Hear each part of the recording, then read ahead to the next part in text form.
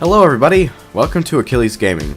In this video, I'm going to bring you a how-to on how to get amazing Frost DK damage. We're going to cover all the basics and a couple of advanced stuff, including how to burst, what you should be spending your runes on, how you should be spending and managing your runic power, and just that kind of simple stuff. So, let's begin. First rule, you always want to use your Horn of Winter on cooldown. It's an extra 10 or so runic power, and also it's a pretty sweet buff. You want that all the time. Next thing, you want your main rotation to be made up out of Obliterate, Frost Strike, Necrotic Strike, Howling Blast, and everything else you just kind of throw in there as you need it. The thing with DKs is that it's wrong to really say they have a rotation. They really don't. It comes down to a priority system. What do you need and when? And as confusing as that might sound, you'll learn the more you play Frost DK. If you're just starting out Frost DK, then just, take the abilities I just named and just incorporate them as you need them, and the priority system will come to you naturally. Everyone does it a little bit different, and it's just what you need when you think you need it. That's all there is to it. So generally, you don't want to start off with a death grip. You never want to just run in there and death grip somebody. You want to save that for when they're starting to run from you. It gets you more time on target. You want to run in. Chains of Ice gets you a couple of some nice runic power. Horn of Winter. You're gonna usually want to run in there and either Outbreak or on Plague Strike. By the way, this is for single target DPS. So let's just use a Plague Strike. Use my 2 Obliterates. See, I got a proc. Use procs as soon as you get them. Dump your runic power into your Frost Strikes. Use your Obliterate as soon as it's up. As you see, I'm nearly full runic power now, so I'm going to dump all that. Alright, so I got a Wail here. There we go. Got to gain those procs. See that 300k crit? So it's basically just use procs as soon as they're up. Your killing machines you want to usually spend on your Obliterates if you can. Use Howling Blast as soon as the proc comes up. That's really important. You want to hit that ASAP. That's one of your most important procs. And of course, Necrotic Strikes, you throw those in if you need them and when you need them. It's pretty easy to get a bunch of Necrotic Strikes out, even if it's a Frost DK. It's got 2 out there, and I was still able to get a 300k Obliterate out. So, the Necrotics will come if you want them to. If you don't plan ahead to get Necrotics out, then you will just sit there and never get Necrotic out. You got to plan for it, and you got to realize what runes you're spending and what runes will come off cooldown. This will really just come with experience and playing your Frost DK more and kind of understanding the runic power system and just learning your character.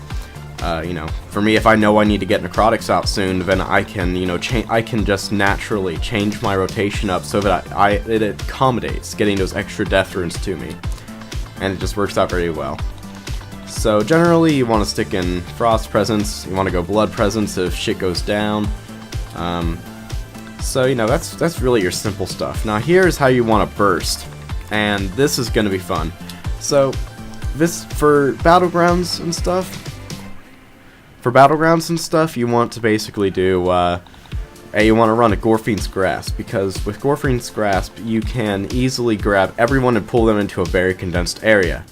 The importance of this is that you can easily pop all of your cooldowns, and then Unholy Blight, and then Howling Blast spam. With, of course, your single target DPS on one target. Now, you always want to roll Unholy Blight, and for the exact reason of, if you're running Unholy Blight, then you can pop your cooldowns, your Pillar of Frost, your potions, or whatever else you have to increase your strength. And as soon as you cast your Unholy Blight, then it's going to immediately put the super powerful dots on your enemies. And it will keep on refreshing those over and over and over again on everybody else you come around. Unholy Blight teamed with your main offensive cooldowns is absolutely killer, and I'll show you that right here. So I'm gonna pop this. We're gonna choose a very singled out target, one target right in the middle, and we're going to get them all. We're gonna get all of these target dummies with my dots. So there we go, we got them all. We're gonna start Howling Blasting. We're gonna start bursting here. So as you can see, lots and lots of damage going out.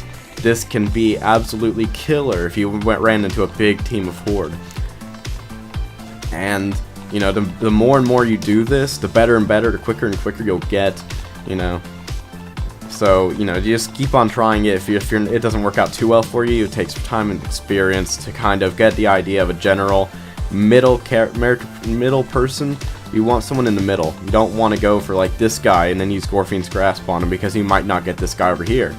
And same thing, you don't want to go for this target and use your Unholy Blight, because it won't get this guy over here or that guy over here.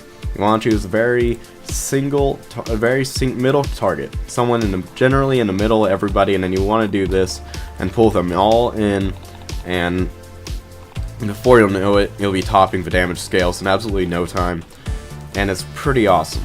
It's pretty cool. So obviously, the other thing I have to say is throw out your Soul Reapers at about when they get to around like 50% HP, I would think. That's what I usually try to do, because at that point, usually, and by the time it's ready to go off, you've got them below the required amount of HP, which is 35%. So, you know, that's pretty good time to put that on. So let's go over talents real quick. For talents, you want to always run Unholy Blight. For Battlegrounds. In Arena, you might want to run Rolling Blood. It's really personal preference. I still would personally run Unholy Blight, especially for 3s or 5s. You want to run Lichborn, because that gets you out of those fears and those charms. That also gives you a heal, you know. It's really nice ability, and it's better than Anti-Magic Zone or Purgatory, since this only lasts for 3 seconds, and let's face it, 3 seconds, that's bullshit. And Purgatory, it doesn't really matter too much in PvP. So, sure, it gets you like an extra maybe 3 seconds. Yeah, an extra 3 seconds on your target before you actually die. But in 3 seconds, nothing's really going to happen. You want to run either Chillblains or Asphyxiate for your 3rd tier. This depends. Chillblains obviously don't use it against Paladins at all. Or Druids, or Shamans, because they'll just all get out of the roots over and over and over again. For those character classes, you want to run Asphyxiate. For regular Battlegrounds, you want to run Chillblains usually, because, you know, you're going to come across a little bit of everything, and it's just nice to have that root, but you can just constantly spam. For your next tier, you're going to want to run Conversion or Death Pact. I personally run a Conversion. It is extremely effective and extremely useful. And in my opinion, it heals more than these two. Death Pact, you get like, you know, maybe a 50k heal every 2 minutes, while Conversion, you get an 8k heal every, like, second. Yeah, 8k every 1 second. It's pretty good. It's enough to keep you, like, you know, up. It basically is just perfect amount of healing to make sure that you don't just get global. That 8k every second will keep you alive long enough to where you can kill your enemy target. Given, of course, that they are, you know, of equivalent or lesser skill, you know. If they're a really good player and they're a higher player than you, then, you know, no amount of Conversion can save you from that. I learned that the hard way. So, next one is Runic Empowerment. You can run Runic Empowerment or Runic Corruption. Runic Corruption is my favorite personally, but Runic Empowerment is the one favored by most Frost DKs. And, you know, I don't complain. I mean, they both seem to work pretty amazing. You can't really make a wrong move. Just make sure you go one of these two for Frost DK. Blood Tap is pretty good for Frost DK, but only in arenas, because the only thing that Blood Tap really does for you is you're able to just stack the hell out of Necrotics.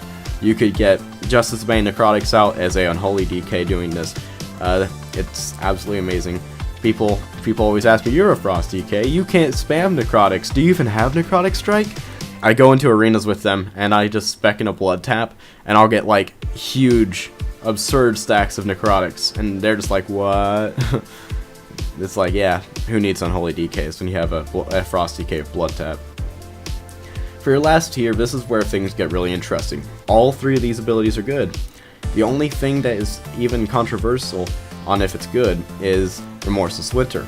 A lot of people say don't use it past like 15 or 1800 rating, because at that point people are smart enough to know that healers can cleanse it off you, and they also are smart enough to know to run from it. effect, because if you don't get those 5 stacks on them of Remorseless Winter, then they don't get stunned. So after 15 or 1800, I wouldn't roll with this personally. Now, that's for you to decide. You can play however you want, but you gotta think about the fact that after that point, people actually start getting smart, and they will realize that this has a ton of loopholes in it. The only thing it's really good for by that time is for a slow, because it's the only thing you're going to get on them. And not many people get stunned past that level of experience in Arena.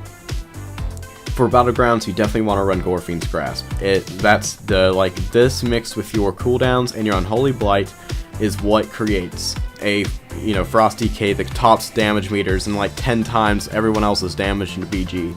It's a monster. It is a beautiful monster. So you gotta, if you want to just have fun in BGs, or if you're gearing or whatever, definitely run Gorfine's Grasp. It makes it a lot of fun. For Arena, a higher rating, or even a lower rating, or doing duels or whatever, Desecrated Ground, you can't go wrong there. It's basically a trinket, and it's pretty amazing. It's pretty great ability, so if you don't like the idea of Gorfine's Grasp, or you're doing Arena or whatever, definitely run Desecrated Ground. It's better than Remorseless Winter by far, in my opinion, and it's just very, very, very effective, very, very good to use.